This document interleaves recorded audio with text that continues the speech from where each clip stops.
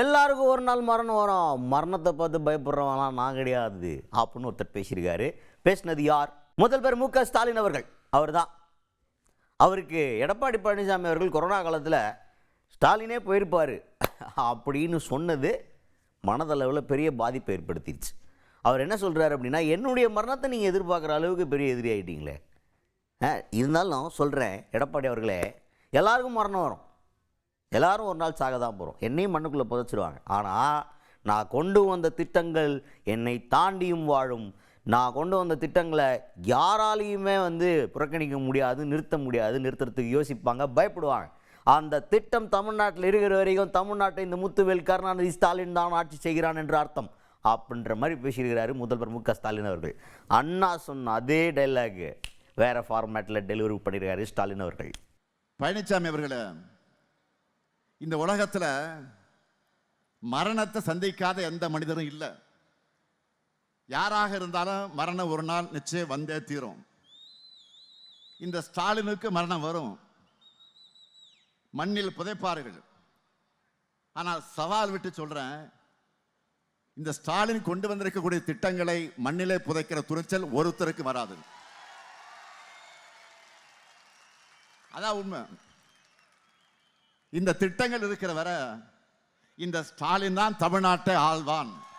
அதுக்கு அடுத்தது தொடர்ந்து பேசும்போது என்ன சொல்கிறார் அப்படின்னு பார்த்தீங்கன்னா, நான் மக்களோட எப்பவுமே களத்தில் நிற்கிற ஒரு அரசியல்வாதியாக தான் இருந்துகிட்ருக்கிறேன். நீங்கள் என்னையை பற்றி பேசலாமா? உங்களுக்கு அந்த தகுதி இருக்கா?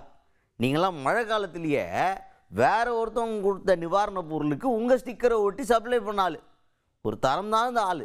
நீங்கள் பேசலாமா அதை பற்றிலாம்? எங்கள் கட்சி அப்படி கிடையாது.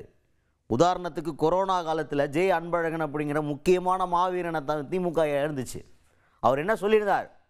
வாயில் வாக்கரிசி போட்டுட்டு தான் திமுகவில் நாங்கள் கட்சியிலே சேர்ந்துருக்கோம், அரசியலுக்கு வந்திருக்கோம் அப்படின்னு சொன்ன ஒரு மாவீரன். அப்பேற்பட்ட திமுக இயக்கத்தில் இருக்க ஒவ்வொருத்தரை பற்றியும் பேசுறதுக்கு உங்கள் எந்த ரைட்ஸும் கிடையாது உங்களுக்கு அப்படின்னு எடப்பாடி பழனிசாமி அவர்களை வார்ன் பண்ணியிருக்காரு முதல்வர் மு க ஸ்டாலின் அவர்கள். வாழ்க்கை முழுக்க களத்திலே இருக்கிறவன் தான் இந்த முத்துவேல் கருணாநிதி ஸ்டாலின். நீங்கெல்லாம் பேசலாமா? பழனிசாமி அவர்களை நீங்கள்லாம் இப்படி பேசலாமா? வெள்ளக்காலத்தில் கூட யாரோ ஏற்பாடு பண்ண நிவாரண பொருட்கள் மேலே அதிமுக ஸ்டிக்கரை ஒட்டினவங்க தானே நீங்க.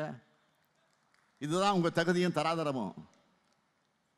கொரோனா காலத்தில் மக்கள் பணியில தான் எங்களுடைய மாவீரன் மாவட்ட செயலாளர் ஜே அன்பழகன் அவர்களை இழந்தோம். அந்த அன்பழகன் சொன்ன ஒரு வார்த்தை இன்னும் இங்கே ஆரம்பிட்டிருக்கேன் மனசில். நாங்கள்லாம் வாய்க்கரிசி போட்டுக்கிட்டு தான் திமுகவுக்குள்ளே நுழைஞ்சிருக்கோம் சொல்லுவார் அடிக்கடி. எங்களுக்கு எந்த பயமும் கிடையாது.